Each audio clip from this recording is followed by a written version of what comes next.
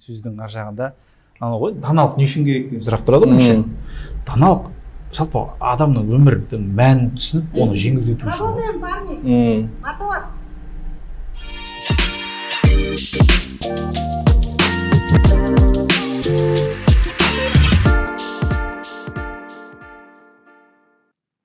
Сәлем достар, бұл мәдениет арнасы және бүгін бізде кезекті шығарылым. Сіздермен бірге мен, Қобылан Ескендір, және менің әріптесім Камшат Аралбай. Біздің арнамызға қош келдіңіздер. Бүгін бізде қонақта аңыз әңгімелерді, халық ауыз әдебиетін жеткізуші, насихаттаушы, айтушы дейміз былайша айтқан кезде. Нұрбол Маратұлы. Қош келдіңіз. Әмин. Нұреке, қош келдің. Енді бұрындары жас күндерде Нұрбол, Нурик дейтін шығар, енді қазір бәрі Нұреке дейтін шығар. Әлбетте.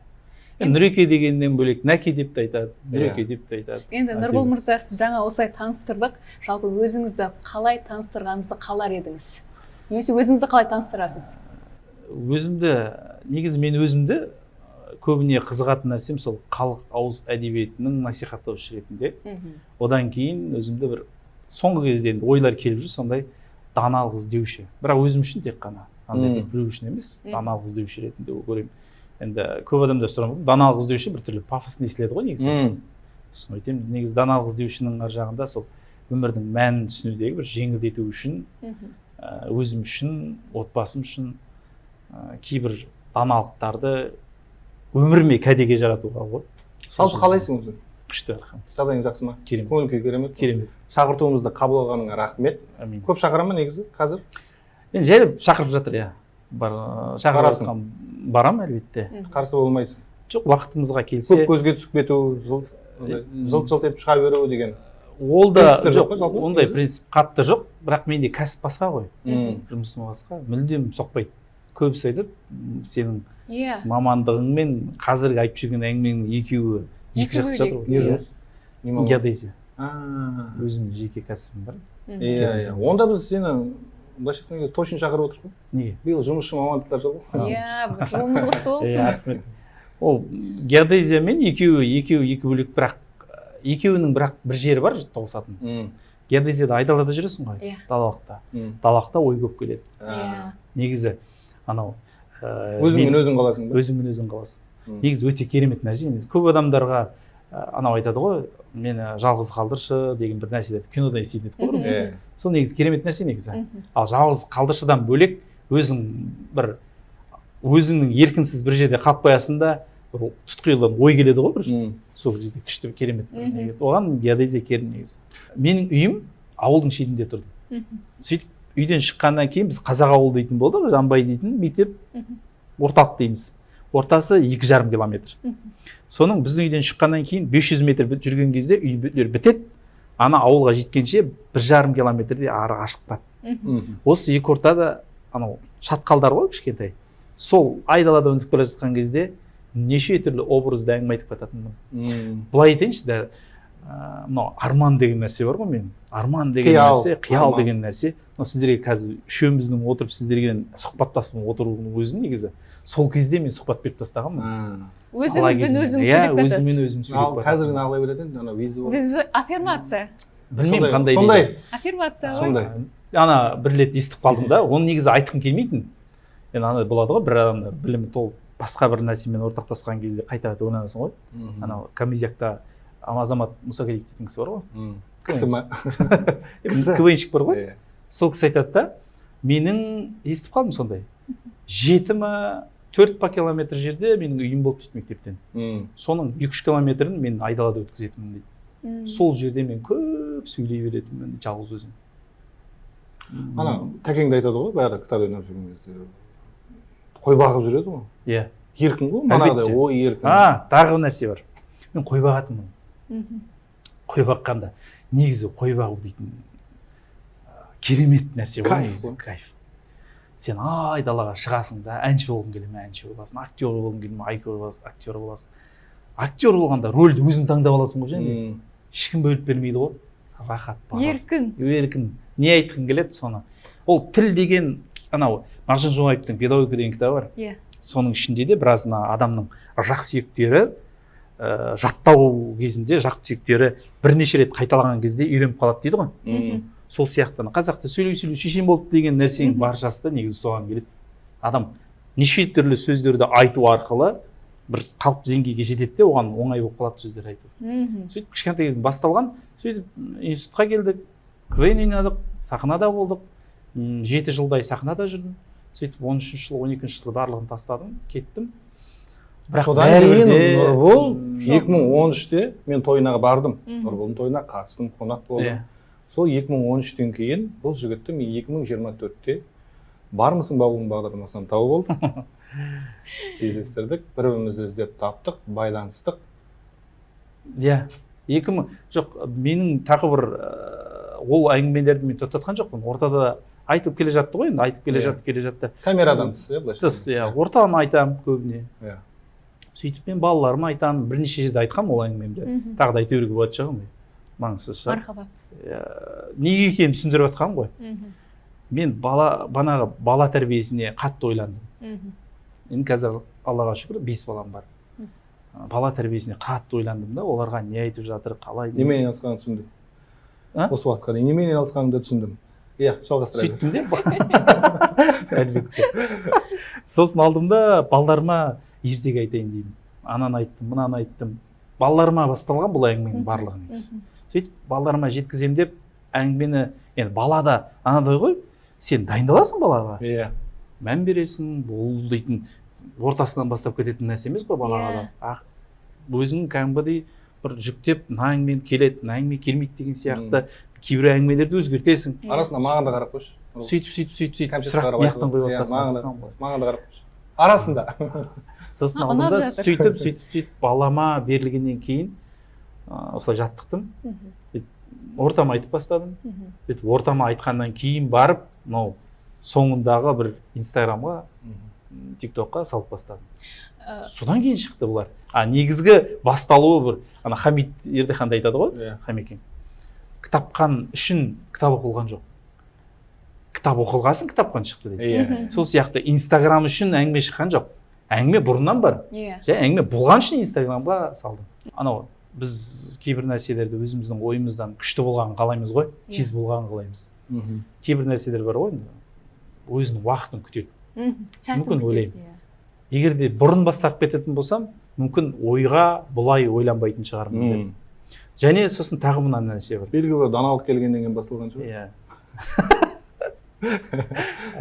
Екінші негізі әкем ғой себеп. Мен әкемді өте қатты жақсы көргенмін. Әкем көрген жоқсың, иә? Көрдім. Тойға қатысып көрдім. Әкем елдің адамы болды. Әкем көп сөйлейтін кісі. Андай кісі болды ғой, былайша айтқанда. Сөйлеген кезде де енді, иә. Сөйлей алатын адам. Тек қана сөйлеп қоймай. Әкем өте қысқа сөйлейтін. Андай бір қонақтықтар болатын үйде. Бала кезімізден. Мен ағам бар, Адайбек деген. Ол кісі тірі, жазушы кісі. Осы екі адам сөйлейтіндігі андай болады ғой, хедлайнер келеді ғой, бір күтіп жүреді ғой, бәрі осы соңында осы екеуі выступать ететін деп. Үйде қонақтықтың бәрі осы кісі екеуінің сөзін күтіп отыратын да. Ана жақта жұмыс жасап жатқан келіндердің өзі әкемнің сөзін күтіп отыратын. Қазір Марат аға сөйлейді деп. Соны сөйлеген кезде бәрі қолдарында полотносы бар бүйтіп тұратын. Кішкене нәрсе жерге қояды деген сияқты. Әлбетте сондай. Олар өте ұзақ сөйлемейтін. Болады ғой біреулер ұзақ бастан аяқ не айтып жатқанын түсінбей қаласың ғой. Ондай емес. Өте қысқа, өте нұсқа, әдемі оға сөйлеп беретін. Мағыналы. Иә, мағыналы. Бірде мынандай бір қызық оқиға болған. Кішкентаймын, бала кезімде. Ол кезде бір 8-10 жаста шығармын. Есімде бірақ. Әкеммен бірге бір жерге бардық екеуміз. Отбасымызбен бардық. Сөйтіп отбасымыз отырған, ол ағайындарымыздың бір кісі қайтыс болған болды да. Сөйтіп бардық. Барғаннан кейін отырдық. Ол кезде анадай нәрсе бар. Кісі қайтады ғой. Кісі қайтқаннан кейін, жетісі өткеннен кейін міндетті түрде бір-екі ағайыны барып хабар алып, сол үйде кішкене адам дүниеде өтіп кеткеннен кейін өте ауыр тиеді негізі. Оны дүниеде өткен адамдар түсінеді. Алла сапырып бүйтіп алатқан кезде түсінбейді де, жетісі өткеннен кейін адам болмай қалады ғой өзге адам. Сен түсінесің да, жаңа үйде жүрген адамның енді келмейтінін. Сол кезде өте қатты. Сезіну сол кезде басталады. Сөйтіп, әкем сондай бір әдеті болатын. Сондай бір ағайындар қайтыс болғаннан кейін, міндетті түрде 4-5 күннен кейін барып, сол үйді жұбататын да. ана өздерімен өздері қалды ғой. Сөйтіп бардық. Барып отырмыз, отырғаннан кейін мен кішкентай баламын. Әкем әңгіме айтып бастады. Енді салиқалы әңгіме айтып отыр. Былай енді әзілдесі бар, несі бар. Сөйтіп отырды да былай деді. Олар есік алдын өсіріп жатыр екен да сол кезде. Әкем әңгіме айтып отырды да, ендігі дастархандар енді банальный сөздер ғой жаңағыдай. Енді өлім болмасын, тек өзінің уақытысымен, орнымен болсын. Өлім енді осы үйге жайылатын дастархандар тек қана құт берекеге даясын деген сияқты айтып келді де. Жақсылықта үлкен сарайлар, шаһарлар салынсын деп еді ғой. Ана үйдің иесі айтады, иә үйдің есігі өсіріп жатырық дейді. Ана мен сол кезде 8-9 жасымда түсініп тұрмын ол сөздің сарай, шаһарлар салынсын деген сөздің үйдегі құрылысқа еш қатысы жоқ екенін. Сонда білем да, ол әкемнің қасында жүріп сол кезден қалыптасты деп ойлаймын. Ана түсініктер. Қай жерде қандай сөз не мағына білдіретіндігі. Әкеммен сөйтіп жүріп отырды.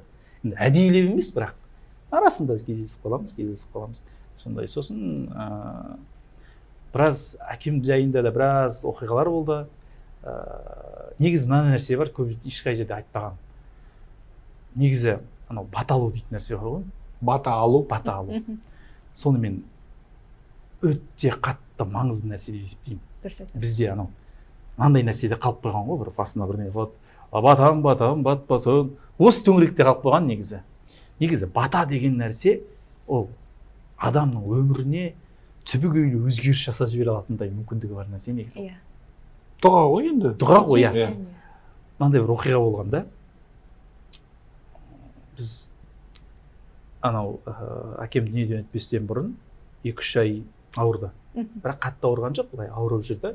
Біз қайта-қайта қаратып жүрдік. Мен бір шетелге апарып қаратып жүрген кезім болды. Сөйтіп қаратып алып келем, бір екеуміздің арамызда көп адамдар түсіне алмайтын бір әке мен баланың арасындағы махаббатты түсіндіру қиын негізі. Бізде анау советтік қоғамда тиран қылып көрсетіп тастаған ғой әкені. Әке қатты болу керек, бүйтіп отыру керек деген. Жоқ, біз үйде ондай болған жоқ.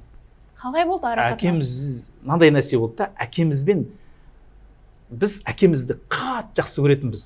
Әкеміз әлі күнге дейін 5 баланың бәріне де сұраймын ғой, үйдегілерден әңгімемізді. Біреуі де есінде жоқ әкеміздің айқайлағаны бізге. Мүлдем айқайламаған кісі да. Білмеймін енді, болған шығар, мынаны былай не қойдыңдар деп айтқан жерлер бар шығар, ол енді есімізде көп жоқ. Тіпті нұқыған жері де бізде жоқ есімізде. Соған байланысты шығар, біз әкемізге деген махаббатымыз өте мықты болды. Мынандай нәрсе бар. Көп отбасыларда жақында бір әке деген нәрсені дәлелдегісі келіп жүргендер өте көп та қазір. Түсіне алмағасын. Жақында бір танысымыздың үйіне бардық көмектесуге. Сөйтіп көмектескен кезде, көмектесіп болғаннан кейін шайға кіреміз ғой енді. Көмектесіп болды деп. Сөйтіп шайға кіргенде қолдарын жуып алыңдар да, жуғаннан кейін орамал жоқ екен. Ілініп тұрған жоқ екен да. Сөйтіп ана бізбен үйдің иесі, досымыз, айқайды салды ғой балдарына. Қайда орамал? Не істеп жүрсіңдер деген сияқты.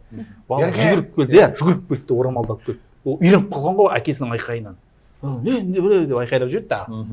Біз сүрттік, енді біз ыңғайсызданып қалдық енді, кіріп жатқан, жаңадан кіріп жатқан үйге.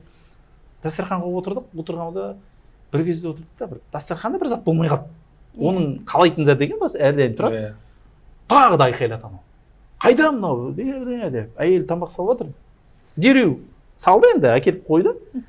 Ана жерде баласы және қызы отыр, сабаққа кетіп бара жатыр ма? Көңілдері түсіп кетті енді, көрінді. Бізден қайсыдан қалдық үйде. Бір кезде отырды да, мен сондайым бар енді, айқайлап жіберемін, осылай деп жіберді ана жерде. Артын жапқысы келді ма, білмеймін енді. Әлде мақтанғысы келді ма, мен еркекпін, үйде қожайын сөзім жүреді деп. Былайша айтқанда быт-шыт қылды ғой. Ана жерде оған қызмет жасалынды, балалары әйел жасады, бірақ осы тыныш болсын мен жасалды. Тағы басталды ма деп мен жасалды да. Тағы айқай басталды ма мынау. Бітпеді ғой мынаның айқайымен жасалды да. Біздің үйде менің әкем қалай өсірді? Әкем бір жерге кетіп бара жатқан кезде анам шығарып салатын. Бір шалбарды киіп жатқан кезде лас болатын болса, әкем, мынау лас болып қапты. Ана шалбарымды берші деп, екінші шалбарды киетін.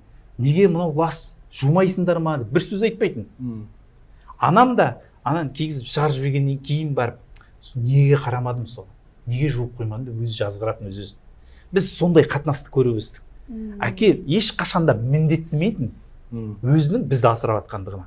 Біз оны түсінбейтін деміз. Олай асырап жатқан. Бүйтіп көріп өткеннен кейін біз әкемізді өте қатты жақсы көрдік. Шынту айтында негізі көбісі анасын жақсы көреді, ананы. Мен анамды да әлбетте ұлы анам мен үшін. Бәрібір де мен үшін бір адамдарға қызықшан, мен үшін кәдімгідей қой. Әкем мен үшін кәдімгідей махаббат. Сөйтіп әкем дүниеден өтер алдын бір 10 күн қалған кезде, мұны жерде үш жерде айтқан жоқпын. Екеуміздің арамызда үлкен бір байланыс болды. Әкем өмірдің бәрін түсіндірді. Бір оқиға толық есімде, түнгі сағат 1:30 шамасында намазымды оқып алдым да, далаға есік алдына шығып бара жатырмын. Кіре берісте әкемнің бір отырғышы болды, сонда отыр екен. Сөйтті де отырған кезде күн жауын жауып тұр ма деді. Қысқа жақын кез ғой енді. Сосын жоқ, күн ашық екен дедім. Енді суытады ғой деді. Түсіндім уже. Бір әңгіме айтқысы келіп тоқташы деп отқанын түсініп қалдым. Сөйтіп жай кідіріп кем болып тұрдым. Әңгіме бастады. Ұзағынан сол құмдарды айтты, ананы айтты, мынаны айтып берді де, бір кісілердің сондай өлімді қалай түсінбейтіндігін айтып бастады. Ауруды Алладан екенін айтып бастады. Мен дүниеге уақытша екенін айтып бастады. Сөйтіп 1,5 сағат бойы осының барлығын түсіндірді ғой. Түсіндіріп келді де бірнеше аманаттарды тапсырып бастады. Оны мен түсіндім. Сөзбе сөз мен кетем деген сөзді осы бір тексттердің ішінде түсіндім. Көзіме жас келіп те тыңдап отырдым. Бір жағынан үлкен аманатты қабылдап жатқанымды да өзіме бір андай әкем екеуміздің ортамыздағы осы бір соңындағы байланыстардың болып жатқанын да түсіндім. Мен түсініп тұрдым негізі. Білдім әкемнің жақын арада дүниеде өтетінін. Сөйтіп уақыт бітті. Біраз нәрселер айтты. Тіпті ана мешіт жайында үлкен әңгімелер айтты. Балам, біз ол кезде мешіт салып жатқанбыз. Ауылда ма? Иә. Сол кезде ауылдың біразы қарсы болатын. Жай маған қарсы болмайтын себебі мен Мараттың баласымын. Марат ауылда деңгейі жоғары адам. Көп сөйлемейді оған адамдар. Мараттың баласы ғой деп жүре беретін. Біраз жерге жеткізіп саған кезімізде маған айтты. Мешітті біраз жерге жеткізіп дұрыс, жарайсыңдар, мен қуанам. Бірақ сен осы ісіңді толық жеткіз. Сенің артынан бәрібір де ерте келеш, кеш сөз жүреді. Өзі сондай нәрсе. Бірақ осы ісіңді толық аяқта. Осы ісіңді толық аяқтамайынша басқа нәрсеге көңіл бөлмеші деп тапсырды. Қатты қуантты. Сөйтіп ертесі күні уже қатты қиналды. Больницаға кеттік. Больницаға барып жатқызып, больницаға жатпайын деді. Ол кісі енді бір айтатын, больницаға жатпайын деді. Сосын мен айттым, енді үйдегілер де бәрі де ақылдасып жатыр, жатқызбайсың. Дәрігермен сөз жатқызу керек қалайда. Оның жатпайын деп тұрғаны, оның жату керек болған нәрсесі, енді былайша айтқанда үйде үлкен күрделі, сондықтан да бір неде жалғыз өзі жату керек, басқа ешкім жатпау керек. Сөйтіп мен бірдеңе етіп сөйлесіп жүріп, анамды қасына қостым. Бірге жататын көп. Әкем оны білмейді. Сөйтіп әкеме айттым, больницаға жатасың деді. Больницаның ішінде отырмыз. Жарайды, жақсы деді. Енді жалдап алдым, платныйға қылып алдым да. Сөйтіп әкем екеуін көтеріп ішке кіргізіп отырғызған кезде, анам да қасыма жата ма деді. Иә деді. Бүйтіп маған қарады да, балам, ризамын саған деді осылай. Ана сөз бар ғой, шыны керек, бір адамдарға күлкілі шығар, маған ана сөз естілгеннен бөлек маған көрінді ана сөз ризалығы. Ана ризалық, негізі бізде анау риза болу дейтін, ата-ана риза қылу деген нәрсесін. Жақсы шығар, бір машина алып беру, қыдырту, материалдық дүниеде жүріп жатады ғой. Менің ойымша, әкенің разылығы сені қай кезеңде де қоймайды. Қай уақытта, қай жерде болса да емін еркін жұмсай алуы, және сен оны махаббатпен тыңдайтынына көзі жетіп тұруы деп есептеймін. Осы разылық. Білмеймін, ол қалай адам, қалай жетеді оған. Сосын тағы бір оқиға болды. Больницаға түсті, ертесі күні реанимацияға түсті. Енді әлі келмей қалды уже. Дәрігер, мен түсініп жатырмын, дәрігер менімен келісіп жатыр, айтып жатыр, осылай болып жатыр, осылай. Енді кешкісін сағат 7:30-да ғана кіре аласыңдар деді. Мен реанимацияға кірдім. Кірген кезде әкем жатыр екен. Болды уже. Жатыр. Қасына келдім де мен енді бар мүддем енді ля иляха илlalлахны айтқызып қалу деген ой ғой енді. Қасына иман кәлимаға тілін келтірсем деген сияқты қасына келдім де кәлиманың. Әкем жатыр. Қасына келдім де әке жылап тұрмын енді, айта алмай жатырмын. Бірақ әкем сайрап жатыр. Балам, мен кешеден бері ля иляха илlalлахты айтып жатырмын деп жатты да, енді не істейін әке дедім. не қылайын, дәрігерлерге қалдырайын ба? Балам деді, мынандай сөз айтты, балам, сен қандай шешім қабылдасаң да, ана жерде андай нәрсе жүріп жатыр да, алып кету керек үйге. Андай болады, дәрігерлер біз қолымыздан келмейді, бәрін жасадық, алып кету керек. Бірақ дәрігерлер бізге болмайды дейді олай. Біз соңына дейін күресуіміз керек деп тұр. Сонда былай деді әкем, балам, мен саған сен қандай шешім қабылдасаң да толық өзімді тапсырдым деді. Жатты да, енді ол күні кеттім, дәрігерлер алып қалды, ертесі күні шақырып жатыр деді, таңда бардым, сөйтіп тағы жатқан кезде тағы кірдім. Тағы кірген кезде әкем тағы да бүйтіп жатты да, балам, мен алып кет деді. Алып кетемін деді. Балам, сені деді, осы бір сөз болды. Бір әңгіме жүріп жатыр ғой енді, 1-2 минуттық. Осы жетті.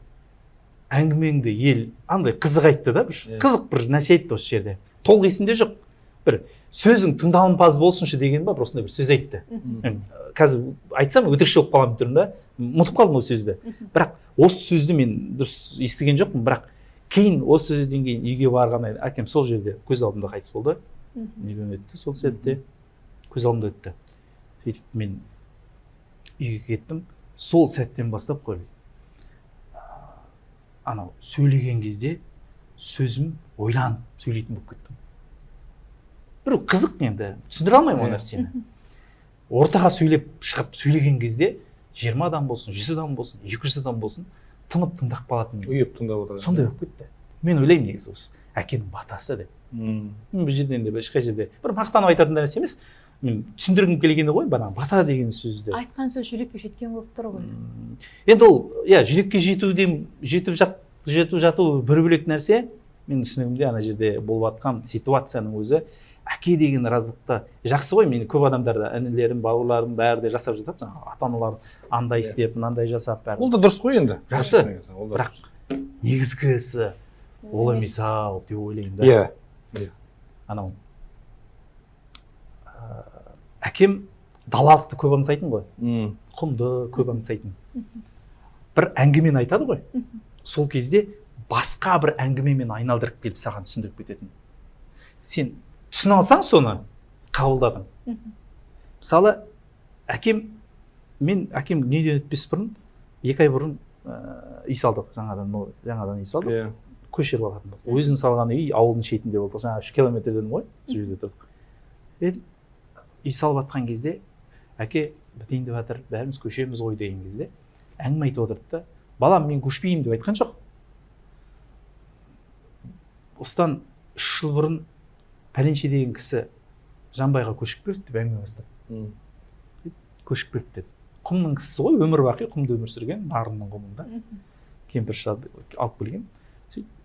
Баласының қолына келді, бірақ бір аптадан кейін баласы айтады дейді, бір аптадан кейін мен әкем біртүрлі болып кетті деп.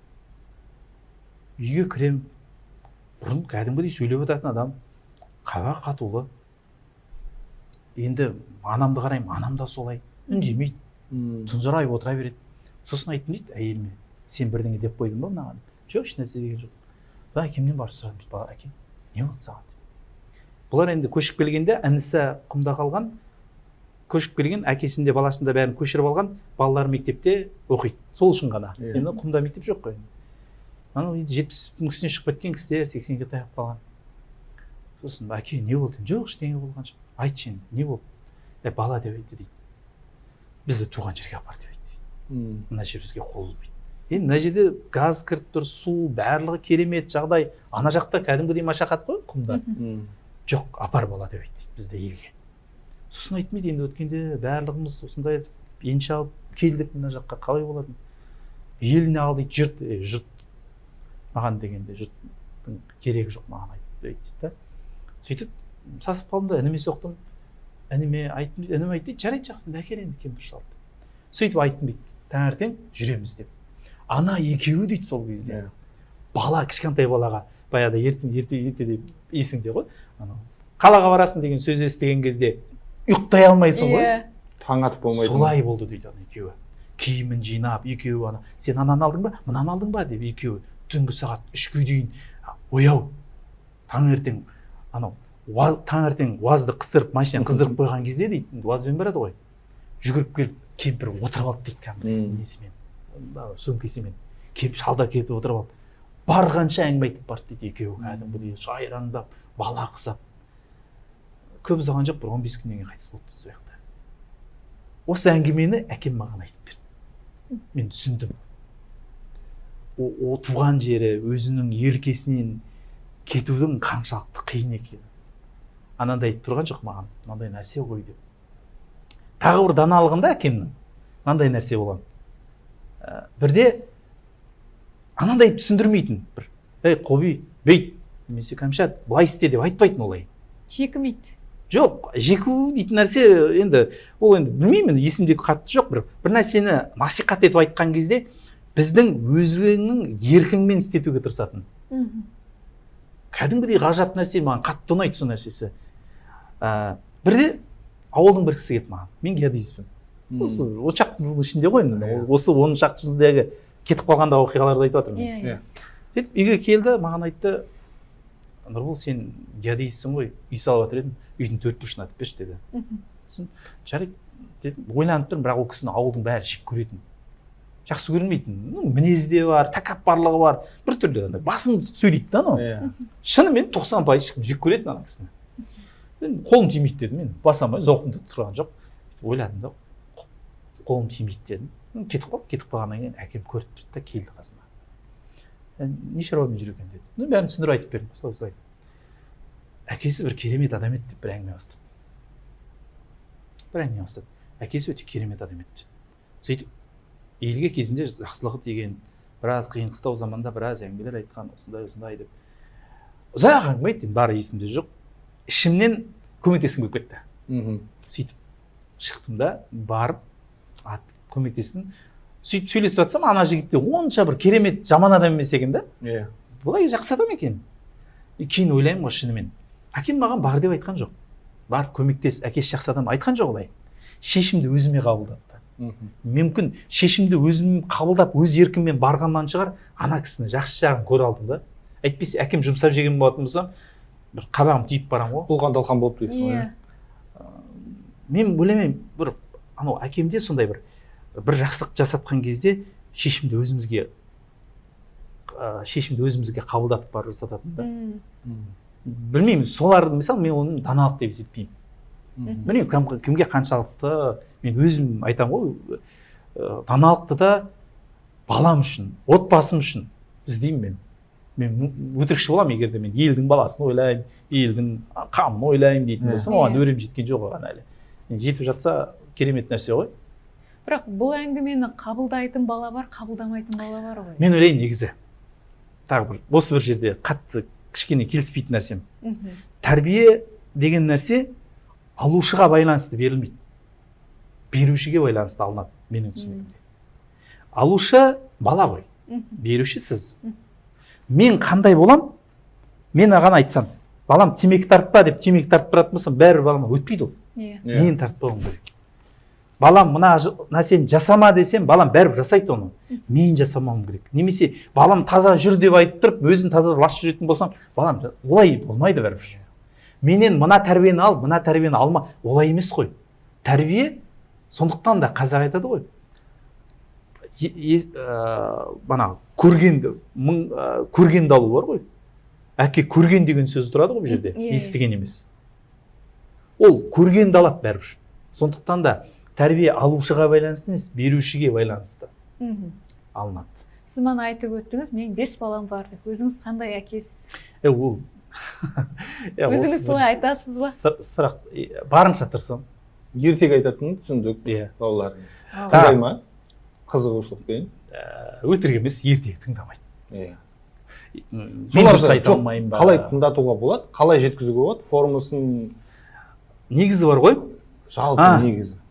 Бүгінгі балдарға бір қызық бір нәрсе айтайыншы. Ашылып жатыр ғой, ашылып байқамайды, барлық өсекті айтып қойып болып тұрады. Тап сондай болайын тұр енді. Біз көрермен болып қалдық, бір қызық оқиға болды. Тыңдап отырмыз. Мен балаларымды білгім келді ғой. Қандай? Қалай мен олармен жұмыс істеймін? 5 балам, 5 түрлі. Қызым мүлдем басқа. Мен танымаймын қызымды қазір. Қызық. Неше түрлі мінезі бар. Сөйтіп балаларым алдында бір қағаздан бердім. Ойын. Енді үшеуі естияр, екеуі кішкентай енді оған, біреуі 3-те, біреуі айлық. Ол енді немес. Үшеуіне алдымда қағаз бердім. Бір бала, 2 қызыма қағаз бердім. Ең сүйікті тамақтарын жазыңдар дедім. Мүмкін біреулер қолданып қалар осы бір көрсе осыны. Ең сүйікті тамақтарын жазды. Біреуі манты, біреуі бургер, біреуі пицца, жазады ғой енді, маңызсыз. Жазды, бір-бірін көрсетпе. Жазып алдым. Так, екінші ең сүйікті ең сүйікті не дедім, сабақтарын жазыңдар дедім. Біреу математика, пән ғой енді, математика, ана тілі, тарих жоқ олар деп бақшы. Жазып жатыр енді, мен қатты бір мағын берген жоқпын. Түстеріңді жазыңдар дедім. Біреу ақ дейді, біреу розовый, біреу күлгін дейді, жазып жатыр енді. Тағы да 3-тен жазу керек. Әрбіреуі. Сөйтіп, тағы бір 4-5, 5-6 ома жазып келдім, есімде жоқ та. Сөйтіп, ең керемет сәттерін жазыңдар дедім. Бәрі де жазды. Ресторанға бару, киноға бару, скайп-паркқа бару, бір қызық нәрсе болды. Осының әрбіреуінен бір-бірден 2-2-ден алып тастаңдар, біреуін қалдырыңдар. Ең кереметін дедім. Сөйтіп, ала алмайды жаңа қарап, түстен жаңа ақты қалдырған, біреуі күлгінді қалдырған деген сияқты ғой, сөйтіп қалдырып. Ең соңындағы жаңа, ең керемет сәт дейтін нәрсені қарадым ғой. Соның әр үшеуінде де жаңа біреу ресторанға бару, тағы бірдеңе, әкемен әңгімелесу. Қызымда тұр. Бірдеңеге бару, бірдеңе істеу, скайп-паркқа бару, әкемен серуендеу. Тағы бірден үшеуінде де әкемен серуендеу, әкемен байланыстыру. Қызда тұр. Қызымда да баламда да бәрі де сол. Әкемнің әңгімесін тыңдау тұр. Жоқ енді қыз бала мен әкенің арасында байланыс қой. Сөз жоқ. Біткеннен кейін үшеуінің ең қымбатын алып қалдым дегенде, үшеуі де әкемен алып қалған ғой. Мен сол кезде түсіндім. Балаға ең қымбат нәрсе оған мәміле ғой. Бізде мәміле жоқ. Қазіргі шынымен бала мен әкенің ортасында бала өзінің болып жатқан өзіндегі минустарды, болып жатқан қиындықтарды көшедегі досымен бөлісет болды. Әкеге айта алмайды. Немесе ChatGPT-мен. Ол енді қазір шықты ғой. Осыған дейінгілер. Қыз өзінің болып жатқан өзіндегі бойындағы қиындықтармен, немесе жаңа махаббаттық дейміз ба, құрбыларына деген сияқты. Тек құрбылармен емес. Құрбылы қаншалықты деңгейде құрбысы оған жөнді нәрсе бере алады. Біріншіден. Екіншіден, қаншалықты деңгейде мен балаларыма айтамын. Мен сенің ең жан досыңмын.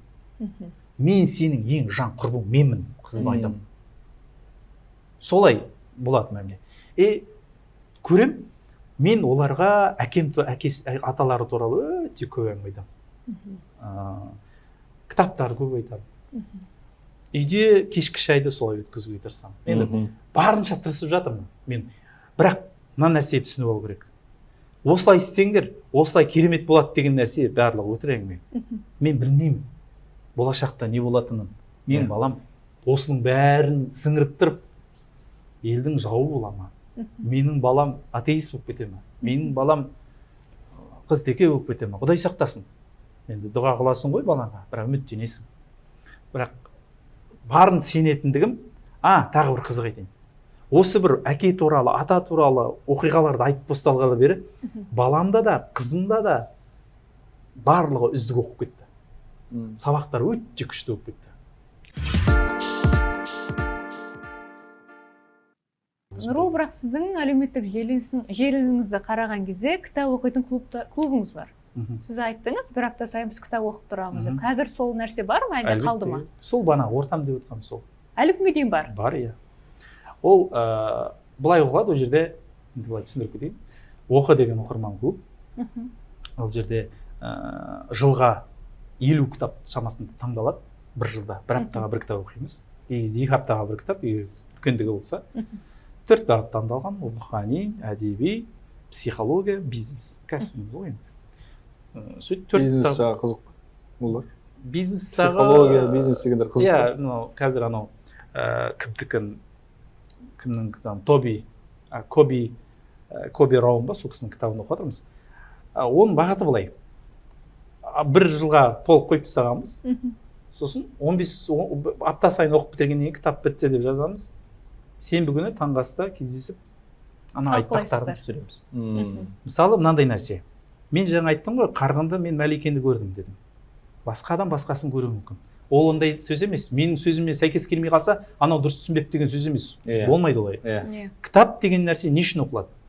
Кітап адамның, менің түсінігімде, әлбетте, менің сөзім мына жерде бір кітап осы үшін оқылады екен деген бір Ломоносов немесе тағы біреудің сөзі сияқты оқып қалмайды. Ол менің түсінігімде кітап не үшін оқылады? Кітап бәрібір де, мысалы, біреу айтады, кітапты оқығаннан гөрі ютубтан қарай салмаймыз ба? Ютубтағы видео біреудің фантазиясы.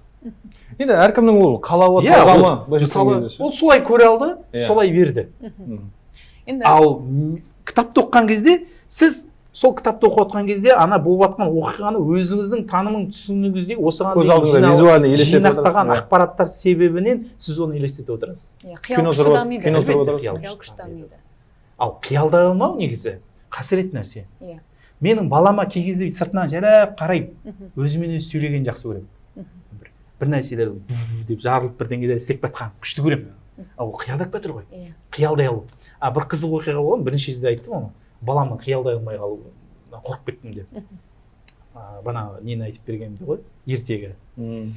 Ертөстікті айтқанмын ғой. Ең басында ертөстіктен бастадым мен балам. Сөйтіп ертөстікті айтып келіп, ең соңында балам ол кезде 7 жаста ма? Ертөстікті айтып келдім де, ең соңында айтып отырмын ертөстікті. Ертөстік болған, осындай болған. Бана төстік жегеннен кейін кемпір үйге бала шекесі тосты, бала келген. Ол жыл сайын емес, секунд сайын, ай сайын емес, секунд сайын дүниеге өсіп келсем, балам айтады, әкем далаға шығып үлгере ме дейді. Анау өлейін тұр ғой дейді да. Миында баланың қиялдау жоқ. Қиялдау болмағасын. Түсініпті ғой ал деген. Қиялдау болмағасын буквализм болып жатыр ода. Ал қиял неге үйретеді? Армандауға. Сіз Марк Цукербергтің өмірбаянын оқысаңыз да, Билл Гейтстің, біз солар оқылады ғой қазір. Шыны керек қой, біз бит шыға алмаймыз. Әлемде кім дәлелдеп жатыр, солардың өмірі қызық. Барлығының өмірбаяндарында жатқан тұңғиық арман ғой.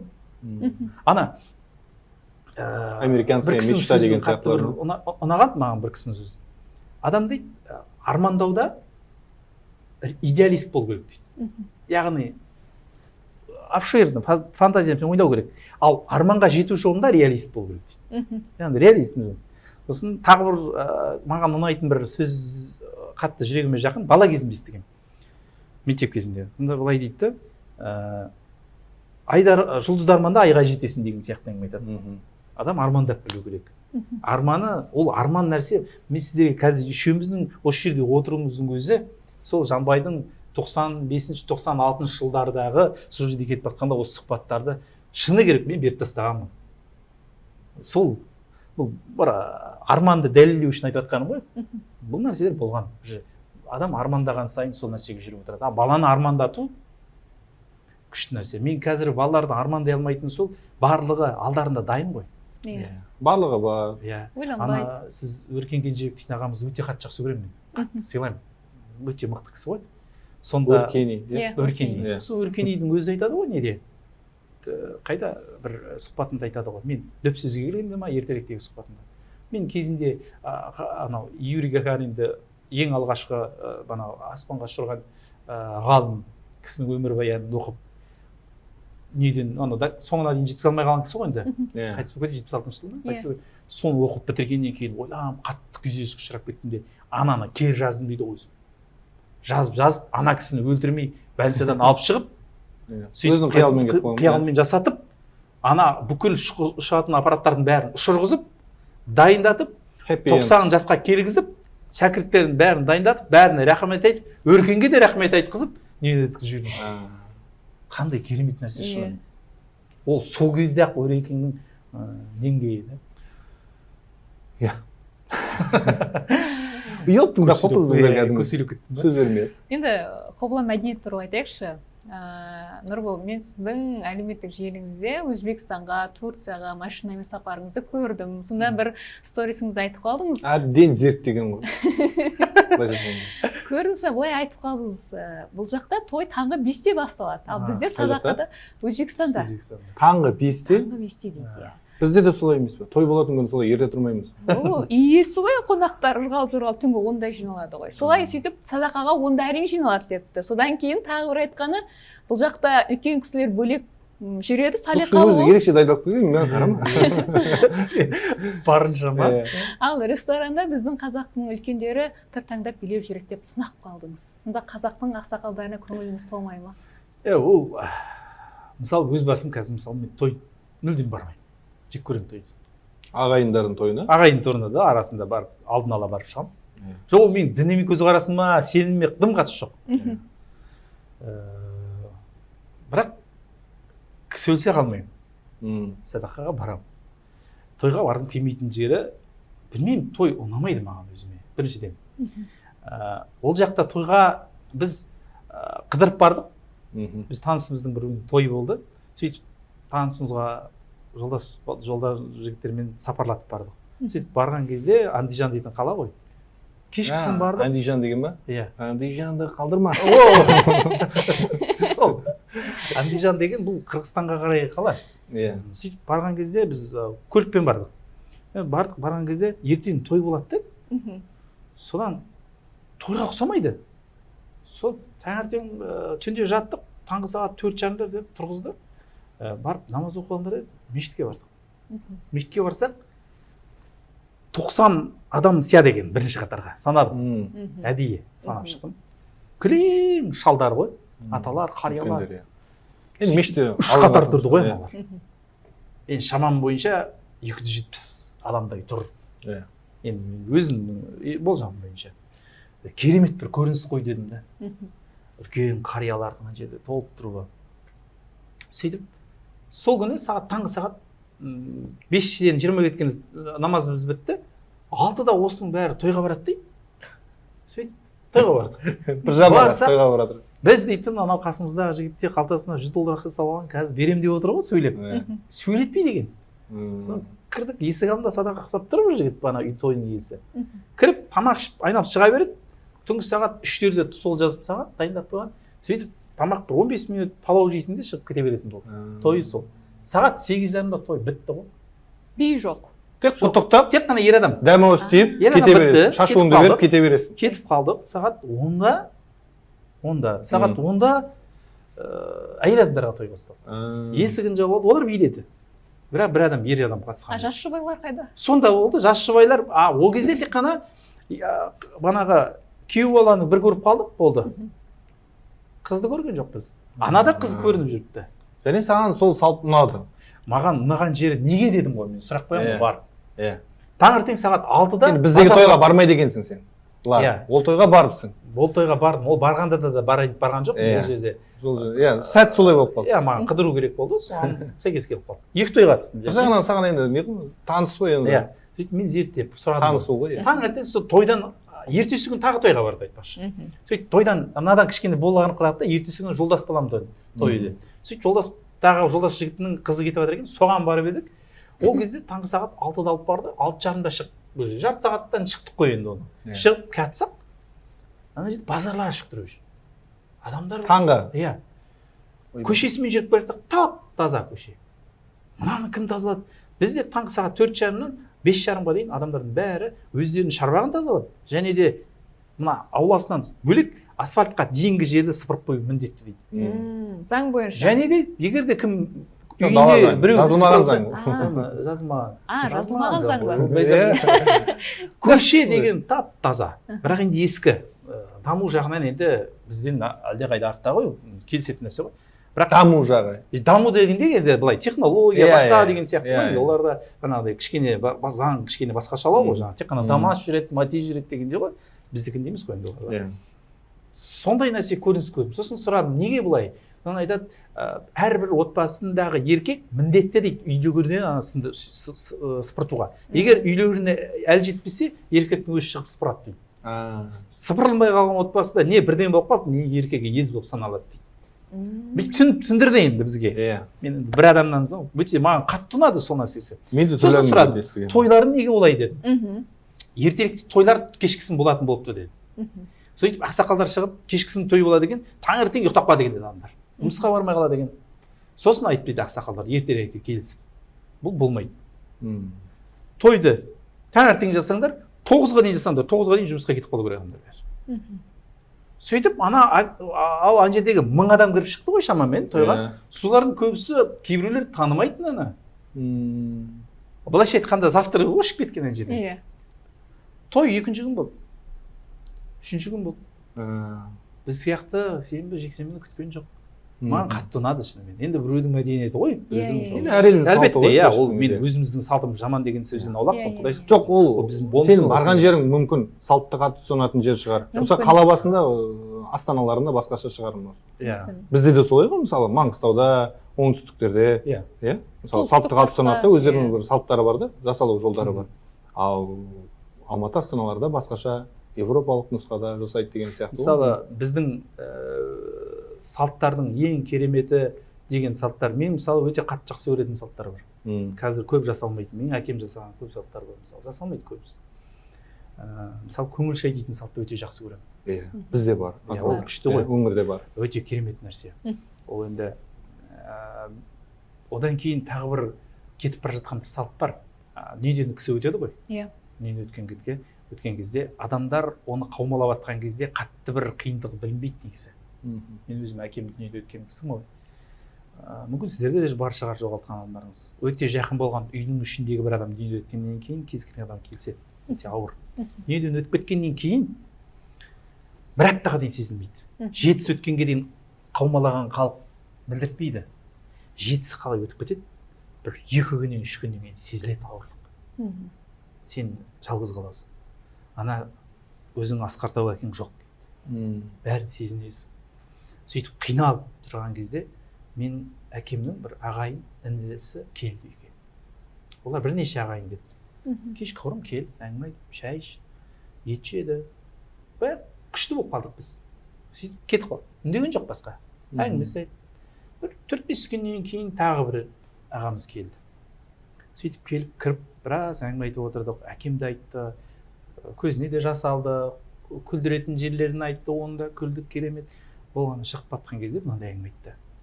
Мәкең кеткеннен кейін сендерге қиналыс болып қалды ғой, балалар жалғыз қалды ғой. Сәл де болса артындағы қалған жүкті сейілтейін деп сендерді көңілдерін даулайын деп келдім. Деді. Болды. Маған қатты ұнады сол салт. Кеткеннен кейінгі жараның сондай тұрған жараны жазуға бірақ ол сөзбен деген өте керемет нәрсе негізі. Бізде де көбімізге жетпей қалатын жылу осы дәстүр. Негізі ол керемет дәстүр. Ертеректе көп болатын, мен еститінмін. Әкем кетіп бара жататын. Біреудің үйіне барып, ет жеп, шай ішіп келіп жататын.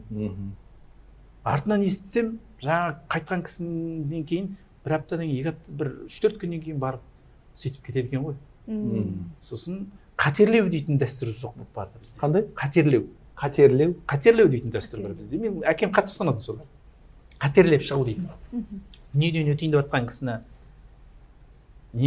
жатқан кісінің отбасында қиындық болып жатады ғой. Бәрі біліп отыр. Алдын. Өмірден өтер алдын. Қысылып жатыр дейді ғой енді. Сол кезде отбасына ауыр болады негізі. Бәрі де түсініп жүреді, біліп жүреді. Қатерлеп кіріп отырып сөйлесіп шығу. Бір оқиға болған соң айтып жіберейінші, есіме түсіп кетті қазір. Жақында сол әкемнің несін жалғастырамын деп бұл мен айтып жатқанда осы бір мәдениет негізі бұл. Жоғары деңгей. Жаңағы ағамыздың есік алдынан шығып бара жатырып айтып кетуінің өзі үлкен мәдениет қой. Үлкен көрегенділік қой негізі. Біз анау мәдениет дегенде бір сахналық бір қойындармен шектеп тастаған сияқтымыз ғой. Мен ойымша солай қазір. Мәдениет десе жаңағыдай әнші биші күйшілердің арасынан аспайды. Қарапайым қонақ қабылдаудағы мәдениеттілік дейтін жоғарғы адамның деңгейі ғой негізі. Бұлай кетіп қалады әңгімелер. Жақында бір қатерлеп әкемнің жолымен бір кісінің үйіне бардым. 88 келіп қалған кісі, 87 екен. Ұмытып қалдым. Аға атам болып келеді маған. Сөйтіп үйіне кірдім. Әжем біраз ауырып төсекте жатқанын біледі. Енді айтып жатыр, қиын болды деп. Бардым. Ол кісі де 86 келіп қалған. 86 келіп қалған кісіге қиын ғой. Жатыр екен, амандасты. Менде ешкім жоқ екен. Сол кезде далаға шығып кеткен ба? Қалада тұрып, кіріп отырғаннан кейін, амандасқаннан кейін, ассалаумағалейкум ата дедім. Уағалейкум ассалам деді. Сосын ана кісіге амандасып. Анам шешеме қарап едім, шешем жатыр екен, болды. Жоқ ештеңе. Көз жұмулы жатыр. Тек денесінде өзі ғана бар демесең, былай жоқ. сөйтіп ата қалайсыз деп едім, былай деді ғой ана кісі, 64 жыл отасыппыз деді. 64 жыл отасыппыз. Мынандай сөз айтты. 64 жыл отасыппыз деді де, қанша қимасаң да, неден өтеріне қайтып бері қарай беті қарайды дегенге сенбейтіндей тұсқа келген кезде өзіңнің ішіңнен тездетсе екен деген бір қалаудың болатыны рас екен. Тездетіп кетсе екен деп тұр ғой. Енді ол жоқ қой уже. Ол сөзді айту үшін атама былайша айтқанда, ол менің ойымда келмейді, басқаның ойында, ол атамның 64 жыл бойғы былайша айтқанда жинағандағы көргендегі даналығының шеті деп есептедім. Ол кісі солай қабылдады. Менің қате ертесі күні түсте қайтыс болды ана кісі. Атам сол сөзді маған айтқаннан кейін ой жанымда кішкене босады да бүйтіп. Зіл түскендей болды. Мен қатерлеп келіп тұрмын ғой. Қатерлеу адамға үлкен күш береді. Біздің қазақтың өзінің керемет бір салты. Қатерлеу атауы солай ма? Өзің қатерлеп шығу дейді. Анау қате қойып тұр ғой. Қате деген нәрсе дұрыс түсінесіздер ғой? Бір опат болып қате демейміз ғой. Сол қате болайын тұр ғой. Сол қатерлеу дейді қазақ. Кітаптарда келеді, көп нәрседе келеді. Сол қатерлеу деп атаймыз. Білмеймін, біз мен қолданатын түсінісі. Жалпы сағат неше болды? Бір сағаттың үстінде уақытты әңгіме айтып тастапсыз, иә? Қазір мен айтып олайын. Тұра тұр. Бәрін айтып жатсың, қаншама оқиғалар, әңгімелер, естеліктер, иә? Оған дейін енді шешендік жаңағы нелер бар, иә? Жырлар бар, әңгімелер бар, аңыз әңгімелер бар. Баста тұр бәрі. Келе береді. Қақта сохранить етіліп жатыр оның бәрі. Қақта сақталып жатыр, память. Негізі бар ғой. Қалай жаттайсың? Қалай есте сақтайсың оның барлығы? Енді қазір ақпарат көп қой миымызда. Әлеуметтік желінің өзі толтырып тастайды да. Ақпарат көп.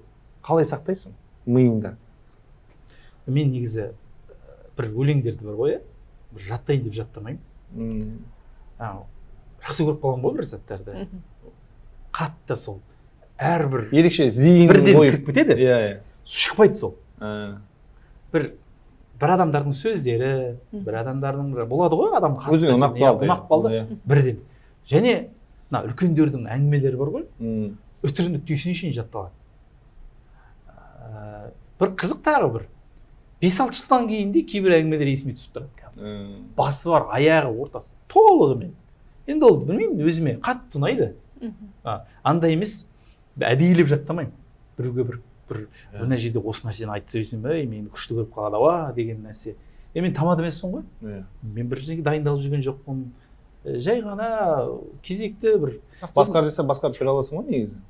Басқартып қояды енді кезінде. Қазір енді тойға бармайсың, жақсы, ладно. Ал театрға, концерттерге, шараларға, жібермеймін. Қаладағы болып жатқан. Спектакльдерді жібермеймін барынша. Шақырады. Өзім де жақсы көремін, қатты жақсы көремін. Театрлардың қойылымдарына барамын. Деңгей өскен ғой. Әлбетте. Мен мектеп студент кезімізде бізде жүкті апарып қоятын. Бардық қой бәріміз, апарып отырасың. Отырған кезде де болып жатқан хикаялар мен қазіргі болып жатқан қойылымдар мен қазіргі қойылымдар жермен көк. Қазіргілердің жасап жатқан дүниелерінде сапа өте жоғары. Бірақ көрермен жоқ. Кішкене қиынжылтатын. Ол кезде де аз. Солай ма? Қазір көбейген сияқты. Жоқ, енді жаңағыдай ғой, қалау мәселесінде ғой. Кішкене көрермен енді ол. Сосын жақсы, маған ұнайды.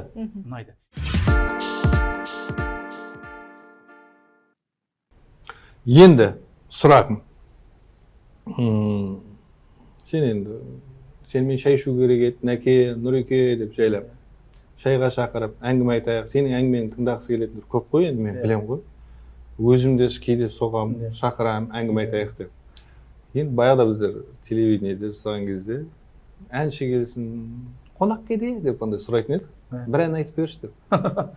Сол сияқты, енді сенен бір өзің ерекше әсер алған әңгімелер, бір тағы бір даналық ретінде есіме түсіп кетеді кей кезде әкемнің әңгімелері қатты бір түседі.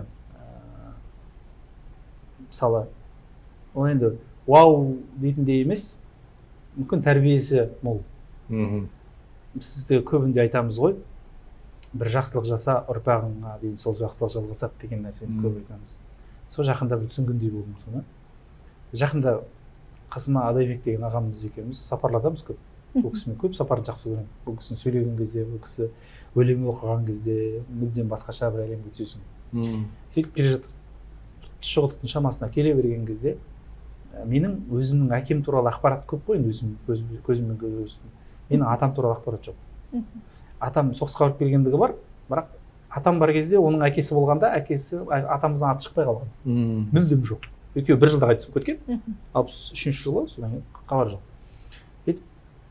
Атам туралы бір әңгімелерді аңсаймын ғой ішімнен. Адақа ол келе жатты да былай деді ғой. Әкем 92-91 жылы қайтыс болар алдын біраз өсиет айтып еді. Сол қиналып жатқан кезде мына бір әңгімені айтып еді. Дейді де бүйтеді. Ертеректе ашаршылық заман ғой енді. Қиын қыстау, одан кейін де түзеле қойған жоқ бірден. Сол замандардың бірінде кімді арып жүрді дейсің? Сіздің үйге барыпты менің әкем деді. Атам үйде атайды ол кісілер. Сөйтіп барып едім. Сол кезде шыққан менің арғы атам бірден түсінді де мені, мына Сәдір бала шағасымен бірден етіп жейді ғой, бір асым ет беріңдер. Мынау, кемпір ет бер деп айтты дейді да. Мен де ішімнен қуанып кеттім дейді. Сол кезде сенің атаң дейді маған айтты. Идиот деген кісі. Ат тұрыпты да, мен ат бере қояйын, шешем қолы босамай жатқан шығар деді де сыртқа қарай жүрді дейді. Мен артынан шықтым, ол менің артымда кетқан көрген жоқ. Барып, ана қорадан барып етті салып жатты да, шешемнің қолы тарлау ғой, бір жамбас болса да артық салайын деп айтты дейді. Ана сөзді естіген кезде көзіме жас келді деп айтты. Сөйтіп маған айтқанда мен жылап жібердім ана жерде. Атамнан бір жамбас жасаған жақсылығы маған 60 жылдан кейін жетіп тұр ғой, хабары. Атамма деген махаббатым сол жерден кетті ғой былай. Мен ойлаймын негізі, жақсылықты атам ешкім үшін жасаған жоқ. Жай ғана жасау керек болды, махаббатпен жасады. 60 жылдан кейін ұрпағы естіп отырды оны. Оның әкем, ол артында кеткен адам да білген жоқ, естігенін көрген жоқ қой. Ал ол дүниеден өтіп баратқан кезде адам ойлап қараңызшы, қандай сөздерді, ең маңызды болған оқиғаларды айтуға тырысады ғой. Ал Адайбек ағамның өзі де айтып тұр. 91 дүниеден қайтар алдын айтқан әңгімесі осы деп. Маған дегенде мысалы ойлаймын, осындай бір әңгімелер маған қатты даналық береді, тәрбиеге даналық береді. Одан кейінгі мысалы қазір осы бір әңгімені ұштастырып жатқанда есіме түсіп кетті. Әжем менің тағы бір тәрбиелік даналық әңгіме. Әжем бәрімізді шай басына келген кезде ана жерде былай істеп қойыңдар, қазір Марат шаршап келеді ғой. Ананы былай істеп қойыңдар, қазір Марат былай істеп келеді ғой деп әкемнің қымбаттылығын бізге айтып отыратын. Әкем шынымен енді ол кезде кім қиналмады отбасына сұрауға, жалғыз өзі асырайды. Кішкене қиындау жағдайымыз. Сол кезде әкем кіріп келген кезде мә деп жайраңдап кіріп келетін. Біз әкеме айтатын, әкеңді шаршап қалыңдар, әкеңе бүйтпеңді сөйтпеңдер деп әкем жоқты айтып қоятын әжеміз. Біз сол кезде анау әкемізге деген махаббатымыз қатты, бірақ жаңа әжеміздің сөзі бар, әкемізге қатты бата алмаймыз, сол бір екі ортада тұратынбыз.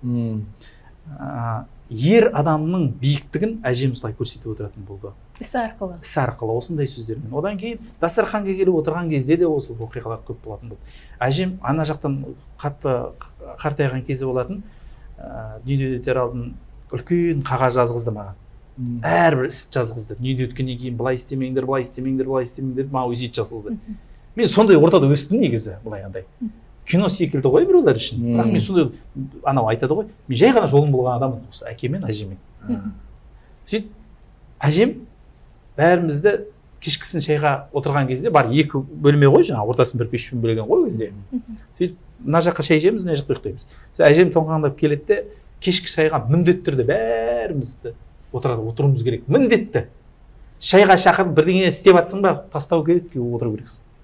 әжем отырып біреу жоқ болса, не біреуің жоқсыңдар, мен сендерді қарны ашып келіп отқан жоқпын, жүздеріңді көрейін деп келіп отырмын деп айтатын.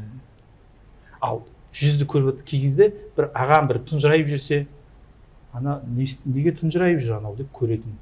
Бізде қазір жоқ ол. Бізде бала 5 жылдан кейін, 10 жылдан кейін бір қылмыс жасаса, әке шешесі таң қалады да, біздің бала қалай деп. Сол кезде оянады. Ал оны әр кешкісіге аста бізді көріп отыратын сұқымызды. Мен соны қазір өтірік емес, бала шағамды осылай жинаймын. Әжемнің тәрбиесі. Ол өзіме керек болғандықтан. Осындай бір даналықтар өзіме керек ретінде осылай жинап қойғам, осылай істеймін міндетті түрде. Кешкісін ұсқындарынан қарап, бәрін. Әке балаға сыншы болып көрінеді ғой ол дейтін. Жасыра алмайды ол ешкім. Сен 5 балаңның қалай болып жатқанын көз алдыңда ғой.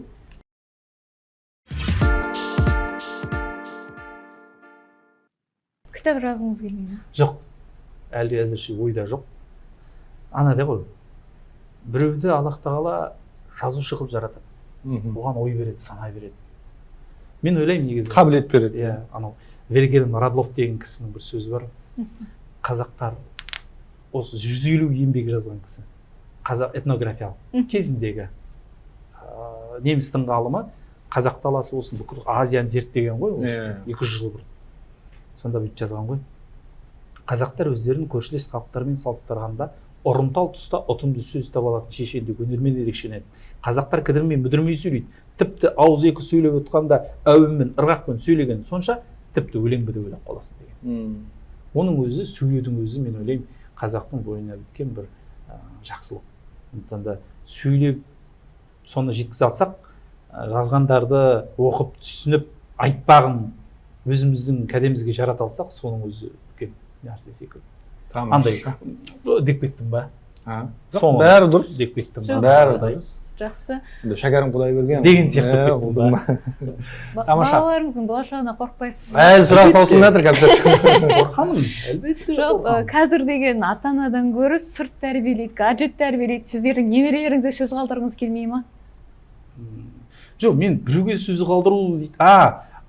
Балаларыңыз ғой. Балаларыма, әкем сияқты ма? Иә. Мен шыны керек, шынтуайтында әкем сияқты болғым келеді мен. Бірақ әкем, мен балам ертең мені Инстаграмға салсын, әңгімелерімді айтсын деген нәрсе, оның ойына кіріп те шыққан жоқ. Мен түсінемін оны. Ол жай ғана жақсы болған қалады. Болды.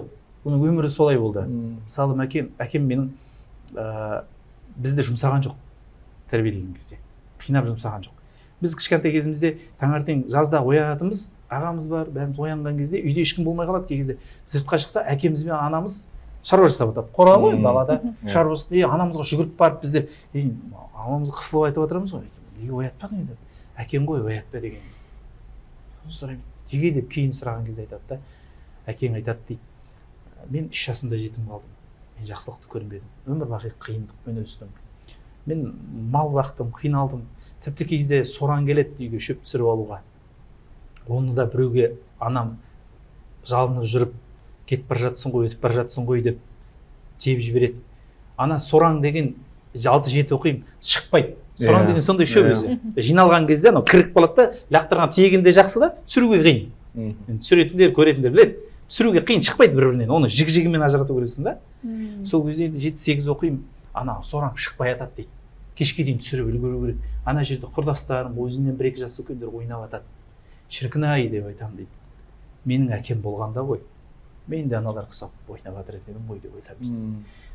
Балаларым болатын болса, әкелік, әке деген сөзді соңына дейін оларға түсіндіріп өтем деп, балаларыма бірде-бір жұмсамайын деп солай уәде бергем. Балаларымды оятпай ақ қойшы, менің балаларым жаман болмайды деп айтты. Анадай біреулер айтады ғой, жұмсамағаннан жаман болып қалады. Өзінің сенімі, махаббаты. Иә. Әкем сондай еді, санасына бермесе, айтатын, көп айтатын, шетектеп қосқан тазы кәдімгі айтатын, санасына бермесе бәрі. Не істен, не қыл, адам бостан бос қорғыл, бос уақыт өткіз деп айтатын. Тамаша. Ал, Нұреке, Нәке, Нұрбол, Маратұлы. Уақытта енді біразға таяды, жалпы айтқан кезде. Негізі айтар әңгіме көп, өте көп. Нұрекең көрдің ғой кәмшат. Иә, мен бірақ қысқа нұсқа бір сұрағым бар. Қысқа нұсқа жауап берсеңіз. Нұрекеңнің алып қосары болсын. Иә, соған жауап берсеңіз, Нұрбол мырза, егер балаларыңыз мәдениет деген не десе, не деп жауап берер едіңіз? Ұзақ кетеді, иә? Қысқа нұсқа айтыңызшы. Қысқа мәдениет деген не десе ма? Иә. Тарифіңіз бітті. Мәдениет деген не десе, дәл қазір ойыма келіп тұрған бірақ нәрсе, мәдениет деген негізі тазалық. Менің түсінігімде. Адам өзінің үстіндегі киімінен бастап, өзінің жүріс тұрысына, сөзіне, сөйлеген сөзіне, ісіне, барлығына тазалық қоймайынша, бір ана жерде болып жатқан спектакльге барып, о дегеннен бір жақсылық болады деген менде кішкене қиын. Сондықтан балама мәдениетті бірінші театр киіміліштен бастап дегендей, мәдениетті отбасындағы мәдениет деген балаларыма үйрету. Ал қалғанын өздері танып алады. Әйтпесе, оның түсінігіндегі мәдениет анадай ғой, айтатын сөзі басқа, бірақ ісі басқа. Мұхамеджан Тазабек ағамыздың бір сөзі бар. Мен бір адаммен таныссам, 4 нәрсеге қараймын. Соның ең үлкені отының басында қандай, соған қараймын. Отының басында осы айтып жатқан сөздерін лайықты болса, мен оны тыңдаймын. Мен сөзі сәйкес келсе. Егер де тыңдамаса, көп адамның қателігі осы жерде деп ойлаймын. Білмеймін, мен де лайықтымын, лайықты емеспін деп те айта алмаймын. Ертең оны уақыт көрсетеді ғой. Ол жағынан айта алмаймын. Мен мәдениет мәселесінде сөйтіп айтар едім. Тамаша. Енді тағы бір нәрсе қосып жіберейін осы жерде.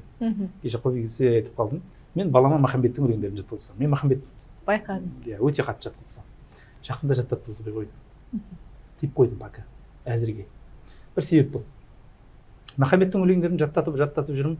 Жаттатып бір 3-4 өлең жаттағаннан кейін ба, Махамбеттің менде кітаптары бар. 2-3 кітабы бар. Біреуі бар, жаңағы Махамбеттің қызғыш құс деген кітабы бар. Соның ішінде сыртында бейнеленген бейнесі тұр, Махамбет деп тұр.